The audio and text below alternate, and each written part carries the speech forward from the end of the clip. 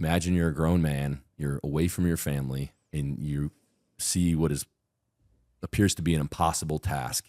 And all of a sudden, the alternative, the safety net, the boats that were offshore that you could easily take you home at the first sign of resistance, you could have retreated back to the boats and you go home, right? Tail between your legs, but at least you get home to your family and you're safe.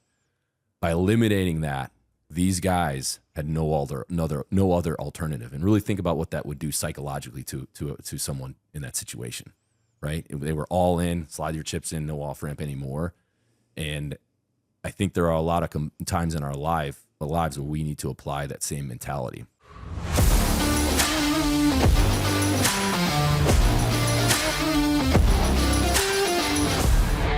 You're listening to the Born Primitive Podcast. All right. Good morning, everybody, and welcome back to the Born Primitive Podcast. I'm joined with the co-host, Big Tone. Tony, good morning. Good morning. And today we have a really exciting topic we want to talk about. If you liked episode 2 of Chasing Success and Fall Summits, I think you'll really like this one. If you haven't tuned into that one, highly recommend that.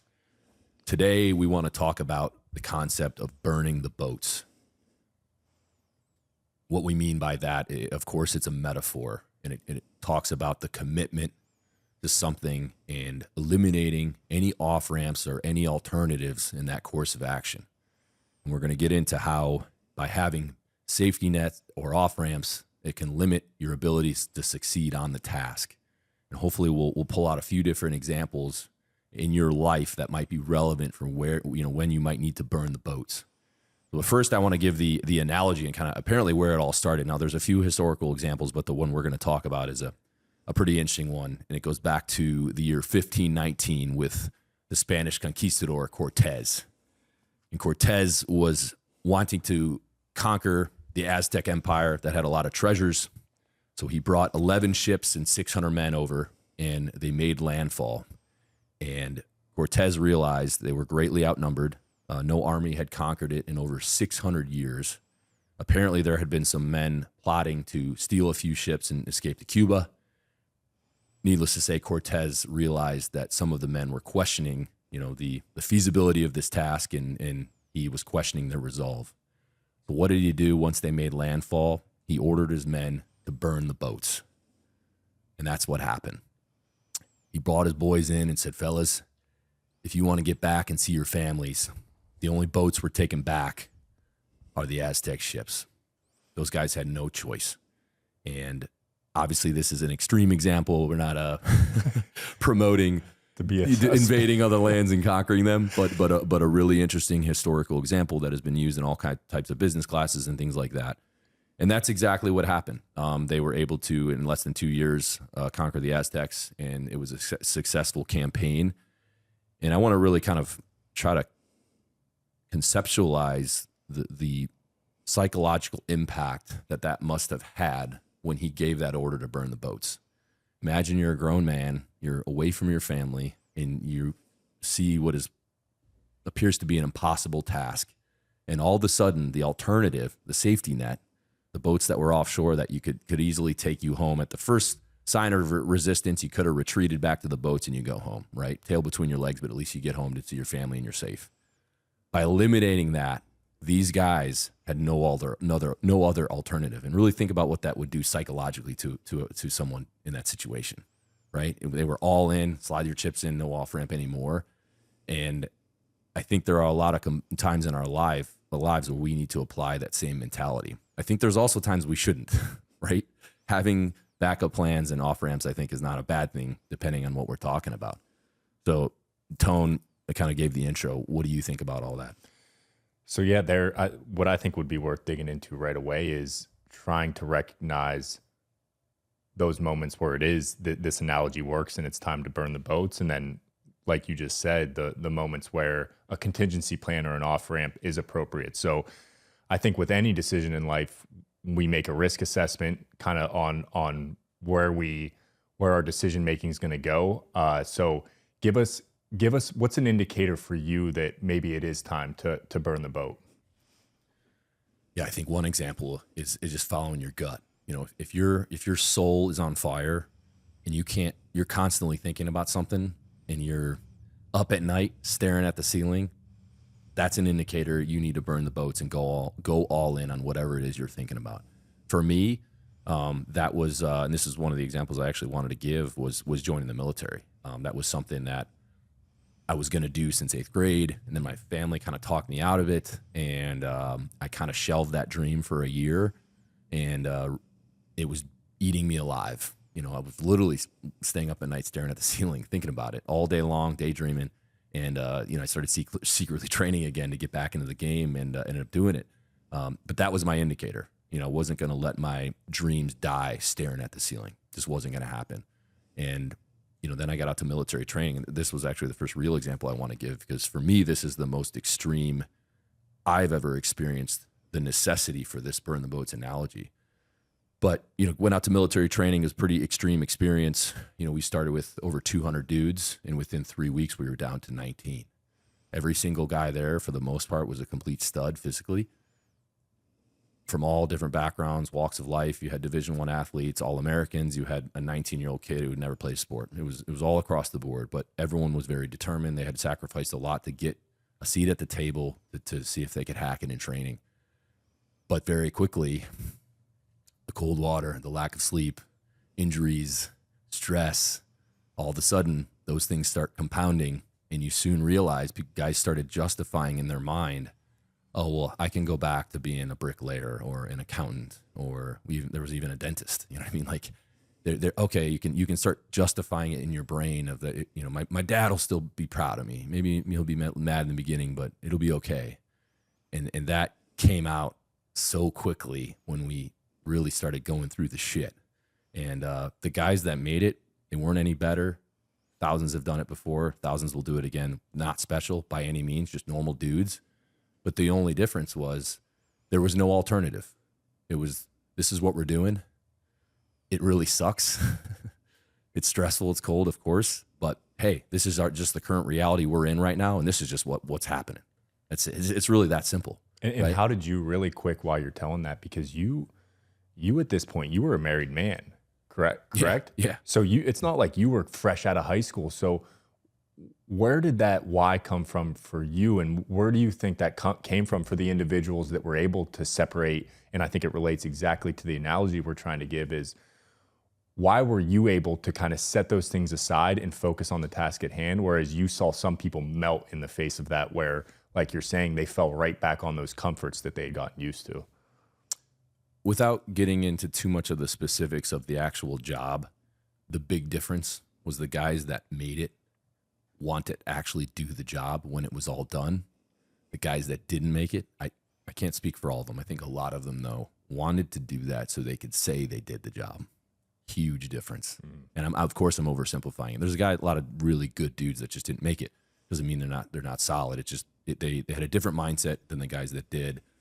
And another instance of burning the boats right before that, of just the decision to do the military, you know, I had to burn the boats, or at least propose burning the boats with, you know, being married to Mallory, right? I had to give her basically an ultimatum that, hey, I know the family talked me out of this, but I still got to do this. Take 24 hours, give this some thought, but I am 100% certain that I have to do this. And if you don't want to go along that journey with me, it's fine. Like, now's the time to kind of go our separate ways. But there's no way I'm going to be 60 years old thinking back of what I could have done because a couple of my family members didn't want me to be in danger, right? Like and how did you finally, you already mentioned that thought was in your head about joining the military. Was there something that happened that said, okay, I'm now doing this, there's no questions? Or was it just a buildup of a ton of those nights where you said you literally could not sleep because you were thinking about it? It was 9/11. You know, that was it. I was in 8th grade when that happened. And, you know, I was playing football and doing all this. And I thought, all right, when I'm a grown man, if assuming I still possess the capability, it's screwed up if there's other grown men out there serving the country and I'm here in the safety of borders. You know what I mean? That just didn't sit right with me. And I don't know where that came from.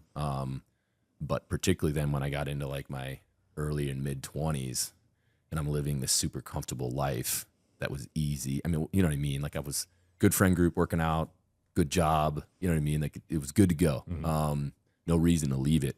But in the back of my mind, I'm thinking, all right, there's literally guys in Iraq and Afghanistan right now that are younger than me that maybe are less physically capable, don't have the kind of the athletic background that I did, and they're out there putting it all on the line, and I'm sitting down here on a Saturday afternoon in air conditioning watching college football, eating wings. So you know what I mean? Yeah. Like that was really that really was a real thing. Yeah. And then some of my friends, some of which started going, right? And then that was even more guilty of like they're going through the process, and here I am, just hanging out, doing my thing. So that was a big part of it, and but just that the psychological component of removing the off ramp, and just it doesn't mean it sucks any less. You know what I mean? Like it's you don't escape that. It's like it's not like all of a sudden the water's not cold and you're all of a sudden getting all the sleep that you thought you were going to get.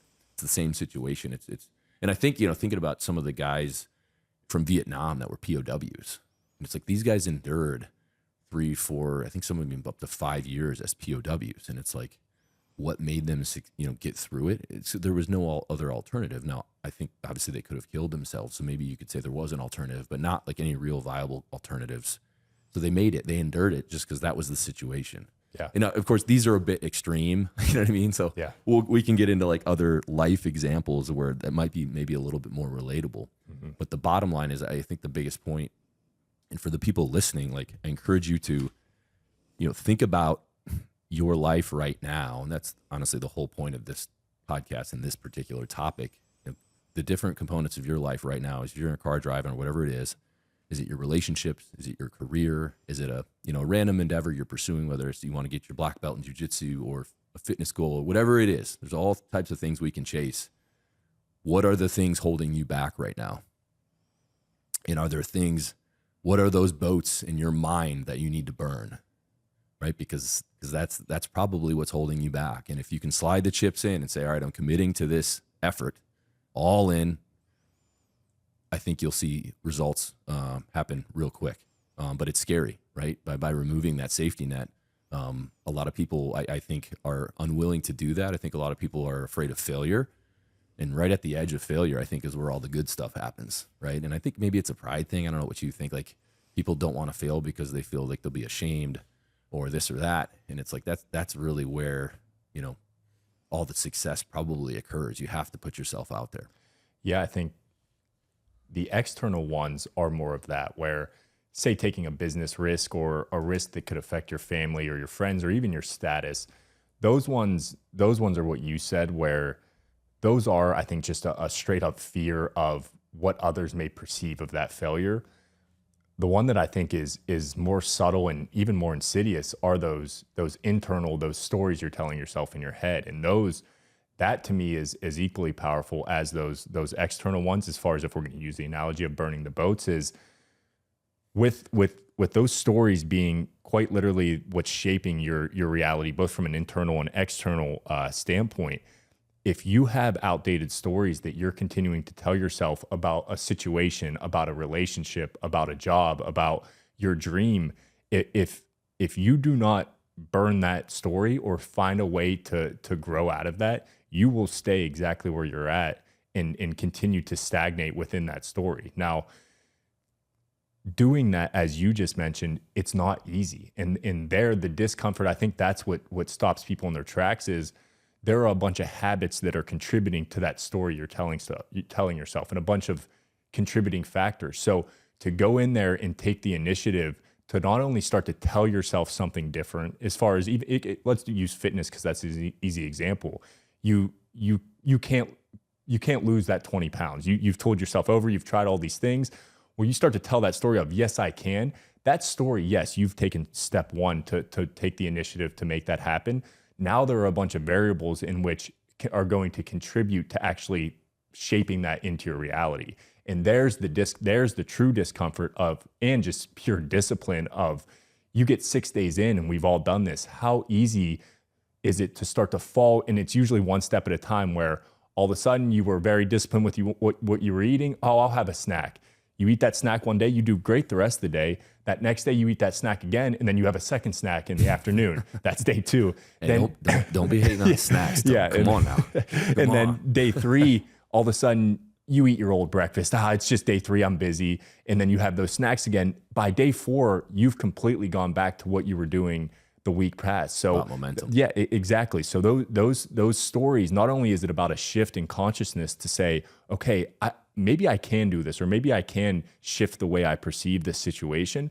It takes just a ton of subtle discipline to then bring that reality forth into your existence. So there's a long-winded way or analogy to say, burning the boats too doesn't always have to be a grand decision of, I'm going to start a business, I'm going to get a $50,000 loan to buy my inventory. It can be as subtle as burning the boat on a story you're telling yourself, and then the subtlety of making those decisions within that and refusing to go back, using the actual analogy of what you kicked off with, refusing to go back to that old way in which you were thinking before. 100%. And you know, another one I want to hit on is freaking relationships, man. I mean, I think we've all been there, right? You don't burn the boats on a previous relationship, right? And you're looking over your shoulder, you're checking their Instagram to see if they're dating again. Maybe you're going back to them. Maybe it was an abusive relationship that for whatever reason it's toxic, but you keep going back to it. Men and women do this, right? So to be able to have the conviction of, even though there's some weird desire to go back to that person, you have to move forward. You have to burn the freaking boats with that previous relationship. I know there's got to be people listening right now that hopefully are nodding their heads being like, God damn it, he's right. And we've all experienced that. And, I think that's a major example, because that can cause you torment for years of your life and not allow you to potentially meet someone who's going to treat you right and open up your eyes to this whole new world of what a healthy and loving relationship can look like. So I think that's, hopefully a very relatable example. I don't know if you got anything to add on that one, Tom. Yeah, I think I can relate. I mean, we all have stories of those, especially if you think back to high school. It's laughable at some of those. I was going to marry her, Tom. Yeah, exactly. But I think as you get good at burning your boats, the hope is that you have to do it less and less. And what I mean by that is that you start to calibrate yourself and spend your time around calibrated people, where there's less of those moments of having to detach yourself from toxic environments. Now, some of those, like life, there is a level of happenstance at times that you will find yourself in those and need to be able to extract yourself. But I'm a huge believer in complete ownership of like you and your reality. And if you're constantly finding yourself in situations where you're having to burn the boat, then there might be some internal reflection that needs to be had, because regardless of you maybe wanting to call it bad luck, or I stumbled into a situation I didn't know at the start, it's like, if you're calibrated and you have calibrated people around you, it gets much harder to find yourself in those situations that require something as extreme as like a complete detachment. So, and there's a good segue of like, what are some moments, do you have examples where, because as a business, there are moments where a contingency plan is 100% a good fallback to have. How do you know the difference between a moment where it is time to burn the boats, and then for you as a business owner where, hey, a contingency plan or a secondary option may be in our best interest here? I mean, obviously it's hard to, because there's so many different examples of it, but I think it's one of those things, if it's something that has to be done and there needs to be sweeping change in an organization, at the leadership level, you have to make it damn clear to everyone that there is no freaking going back. You know what I mean? Mm-hmm. And change is hard. I took a business master's class about like change in organizations, and they go through the psychology of change and all this. And it's a really cool thing, cool concept. So people are always resistant to change in the beginning. So if that's something you have to do in an organization, it's going to be hard in the beginning, but you have to come in swinging. You know what I mean? And making it very apparent that we are not going back to the old way, whatever that was. Well, and an example I'd like to pull out of you, because we've talked about it even on the origin story, is, and I don't look at you entering the military and having Born Primitive, I wouldn't say necessarily was a fallback option. It's just almost the timing was ironic, as far as they kind of timed up right parallel with each other. But were there thoughts there? Like, do you view that as a situation where, hey, you did kind of have not an out, but you had this other fire going where it wasn't just all about the military? Yeah, I'm glad you asked, because I wanted to get to that point. Yeah, because I don't want everyone to think, all right, just burn the boat, slide the chips in every endeavor, because I would be a hypocrite to say that, because I was active duty and running Born Primitive. So like I'm the opposite of that. I in a way I had a fallback plan. However, Mal, she burned the boats. So obviously by me being married to her, I'd say like in a way we did, but we did kind of have a tertiary backup plan. So it's tough, man. I think you have to weigh the risk, and you have to be willing to think about what you're willing to endure. If you're, I think I used this example already, but if you, let's say you're in your mid 40s, you just retired from the military and you want to launch this business, this wild idea that you have, instead of going work for some corporation and getting good insurance for your family and all these other stuff, you know, you have to map out what that's going to look like. What financial risk are you taking? What risk are you taking with your own time and just lifestyle versus the alternative? And again, I think it goes back to just following your gut. But I think an important point to make is the advantage you get by burning the boats is how it will strengthen your resolve in insane capacity, because there literally is no backup, right? It almost creates this insane amount of pressure, and it enhances your ability to succeed. And another cool example, I met with my pastor, Pastor T, if you're listening, shout out, Ascent Church VB. That's his second shout out. Yeah, dude, he's the man. He's the most shouted out. He's the man. You know, it's funny because he goes to the gym, you know, same gym as me. And, you know, I've never like lifted with my pastor before. And we have this saying, like, we joke with our friends of like, that's country. And one of mine was doing bench press with your pastor. Like, that's country. You know, like that's Midwest right there, even though I'm not in the Midwest. But anyway, we met for lunch, and he was telling me the story how him and his wife basically gave up everything to go after this crazy idea of starting this local church. And I think he moved in and gave up jobs, and it was nothing, right? And they had no alternative. I don't think he, you know, made any money for like at least a year. Pastor T, hopefully I'm not butchering the story. And he talked about how the first, you know, few months they would rent out coffee shops and have like informational meetings and like invited people to come learn about the church and what that was, and literally not a single person showed up, right? And then you can imagine in that moment, if there was a backup plan, it becomes very easy to take that. But they had literally like given up everything, and this is happening, you know, whether we wanted to or not, right?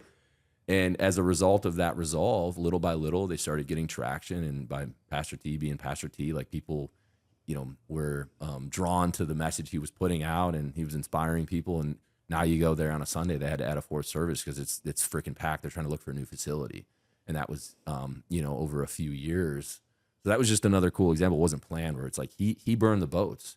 Had he not burned the boats, if he had a full-time job and hey, we're going to try to start this thing on the side, 4 or 5 months in, it probably would have been very easy to be like, you know what, hey, that was a good shot, you know, we took a good swing at it, but hey, let's go back to the safety of the harbor. Yeah, you know what I mean. And did you feel that almost the reverse of when you went into the military? When you were trying to make the decision on whether or not to get out, did you feel, I think this analogy almost applies there too, where you're feeling the pull of these two extreme worlds. Walk me through, was that another moment where you had to make a call of like, hey, is this time to go all in here or all in here, because I feel kind of split right now? Yeah, good question, man. I believe in that moment I had to burn the boats with my military career, right? Because we were 8 years into Born Primitive. It was getting bigger and bigger and bigger. Way more responsibility, more employees, a lot more riding on it, as we've talked about in the origin story. And then in the military, I was starting to become more senior, right? So I was in charge of more guys and talking to more senior people, and that responsibility was growing. And I was like, it's not fair to either entity to be 80% in on both. And, you know, I had a daughter on the way too. So that was like a whole nother one. I didn't want to be 80% as a dad, as a military guy, and as a business owner. It was like, I got to at least get rid of one of these, or I'm just going to be mediocre across the board. And that was a really hard decision. Obviously, you know, I put a lot into, you know, getting into the military and what I was doing there. And it was a big part of my life. It matched my personality. I was having a good time with it.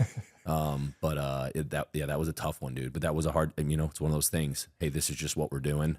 We're not looking back. You know, the reserve guys were trying to hit me up, which was kind of appealing because you could meet a few times a year, shoot some guns and jump out of planes and still kind of feel like you're doing it. But even that, I was like, I can't get roped into that because you're still leaving like a little off ramp there. Yeah. You know what I mean? And what is that really for? You know, that's just for me to kind of justify shooting guns and doing dude stuff 3 weeks out of the year, you know? Yeah. Another good one that I know we both can relate on. I wrote it down as you were talking through that scenario is kids. Like that is one, those first 6 months with a newborn, talk about having to burn some bridges as far as the way your old life looked. Bridges or boats? Boats. Both. So, yeah.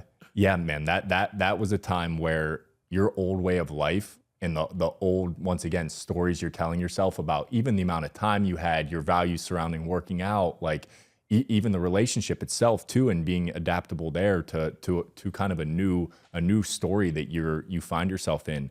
That's a moment where I think this analogy applies 100%, because even and I'm kind of like a younger father, so feeling those pulls of like what your life used to look like, and then having the reality right in front of you of you have a child now to care for, that took some time, man. And that's something even now you still wrestle with, is like not having the time. This is one you told earlier, not having the 2 hours to go work out, and having to skip days, and having to skip meals, and having to, like those things, that is a great example of having to take an old way of life and wash it and kind of step into a new reality without looking back. Because if not, you'll start to get pissy and have a little bit of resentment for the new scenario you find yourself in. So yeah, embodying that example has been one that I've found myself knees deep in the last year and a half.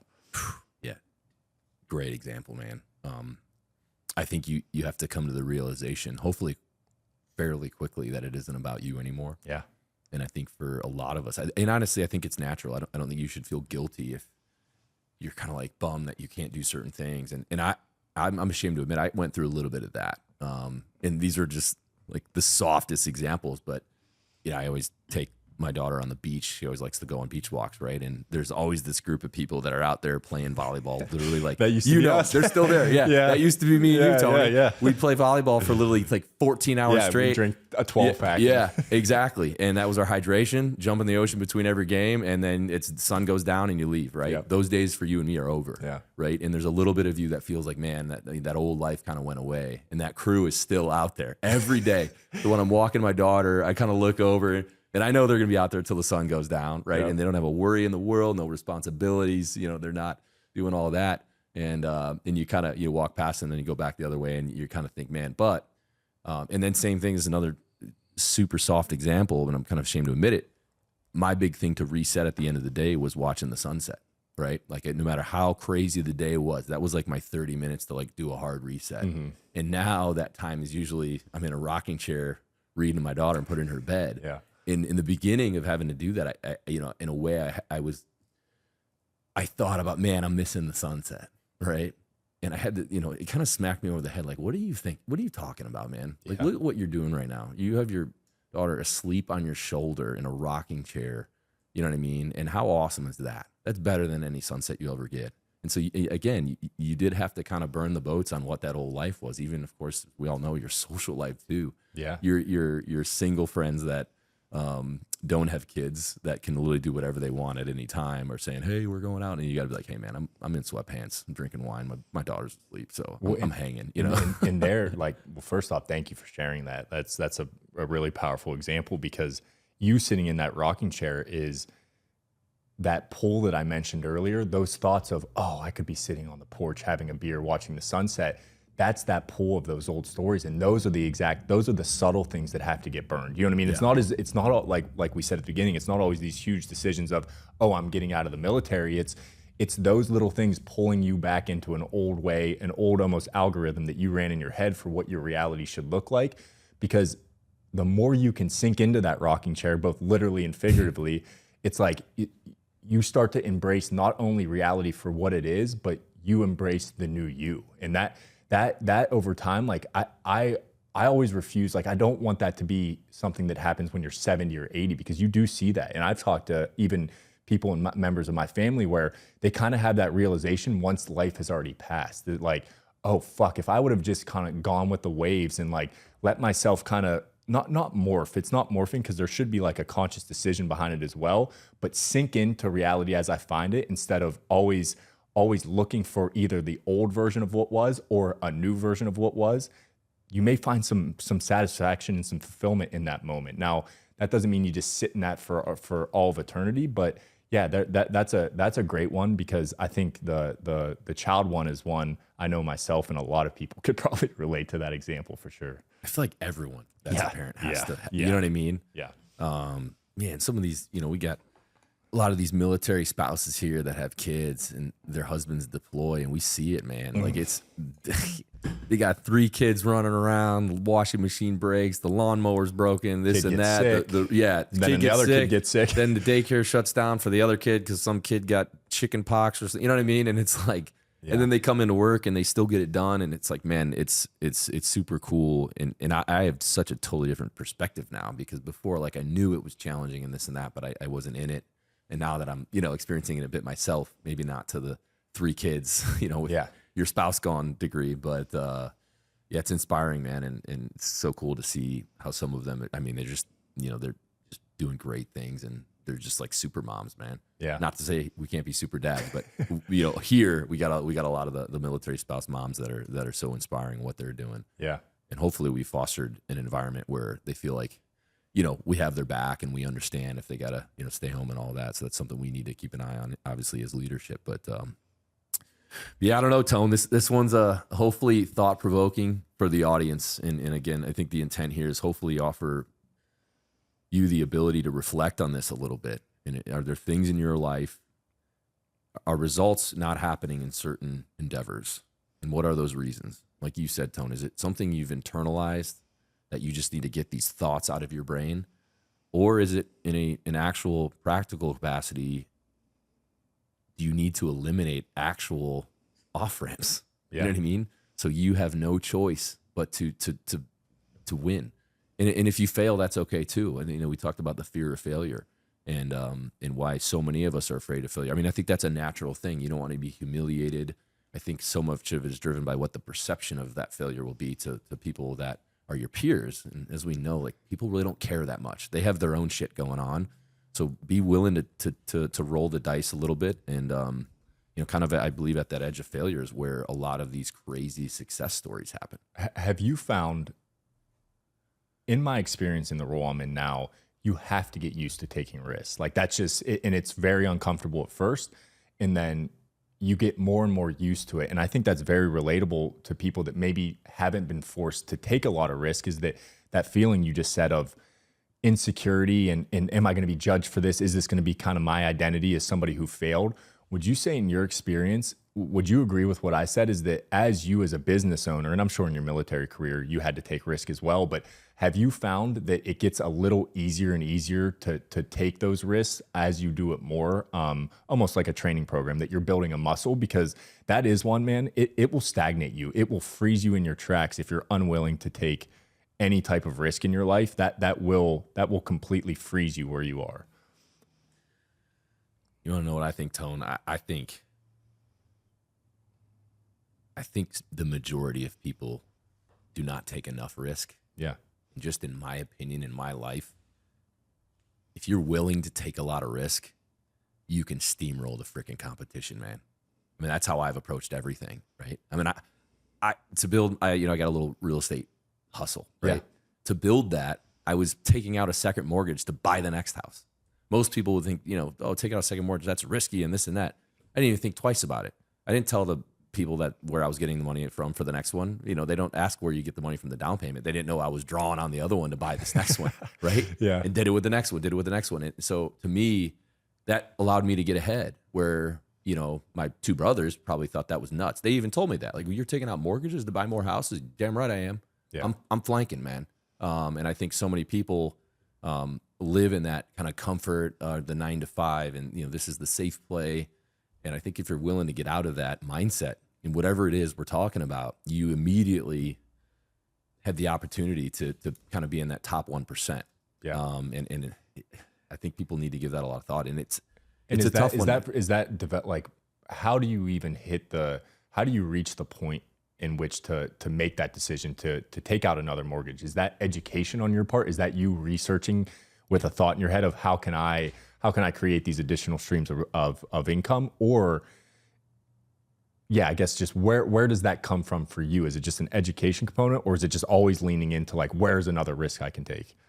I think a little bit of both. I think it's gut, but in the real estate situation, I had run a full analysis, cash flow analysis of like, all right, if I can get this second property, what will it bring in a year, and how long will it take to get it paid down so I can get the third property? And it was basically just a giant math problem. Yeah. Now, of course, there can be fluctuations in the real estate market, and so like it wasn't like it was airtight, but it was enough that I'm like, let me slide my chips in, because worst case, like if I have to rent a single bedroom apartment for $1,000 a month or whatever, you know what I mean? Like, yeah, I'll be fine. Yeah. Give me a TV to watch football and like a kitchen and a bed, and I'm good. I don't need anything else. So to me, like the worst case scenario wasn't that bad. So why would you not try? Yeah. And I think that's something people need to think through, is like, what is worst case scenario? And if it's actually like pretty bad, then consider that. But if your worst case scenario is something you can totally live with, then why would you not take that risk? Yeah, I think we often make the risk, and I know I've done this a ton. You make the risk scarier than it actually is, and then you hang your hat on that, because that gives you a reason then to not take it. Whereas when you actually lay out everything and you lay out, okay, here's the worst case scenario, here's the best case scenario, it usually ends up not being that scary, and then that allows you to take a step forward. Where if you just play out worst case scenario and then, oh, yep, that can't happen, like that gives you a reason then to never actually take that first step. Yeah, and the military example, it was kind of the opposite statistically, or the numbers were actually horribly against me, right? And I had this really good life. I was married. I was risking that going up in smoke if I chose this new lifestyle. 80% chance statistically of failure, in that training. So for me, and then if I don't make it, then I'm in like the fleet, which would have been horrible. You know what I mean? So that was actually like logically, you look at that like statistically and through like an analytical lens, like the real estate example, it was the total opposite. Every analytical thing would have said, you're an idiot. Do not do this. Yeah. Continue with your happy, safe life. And you know what I mean? So I think it gets a little blurry, man. And sometimes the gut just has to overpower everything else. And hopefully it doesn't steer you astray, but I think we kind of know, it tends to know where true north is, Agreed. So shit, man, what else you got? I think we covered it, man. I think I maybe need to reflect on some ships I need to burn. Yeah, me too, man. Yeah. It's a really cool concept. And again, if you guys haven't tuned in, the episode 2, Chasing Success and Fall Summits, I think we hit on some similar kind of life themes of, as you pursue your aspirations, some things to keep in mind. So if you haven't tuned into that, give that a listen. I think you really like it. And if hopefully you got something out of that. If there are topics you guys want to cover, next month we're going to start opening up Q&A. So if there's topics you want us to riff on, drop us a DM or a comment on any of our posts, and the team will get those compiled and sent over to us. And I think we'll do it, like we said, just shotgun blast approach. I don't want to see them in advance. Tone, you hit me with them, and hopefully we can have a little fun with that. And that'll be a good, I think, change of pace. Or if there's general topics you'd want us to get into, or guests, this is a new and evolving thing, guys. So I hope you're getting something out of it. And as we've plugged before, to help us out, if you could subscribe, like, comment, if you can rate us 5 stars on the platforms, that really helps too.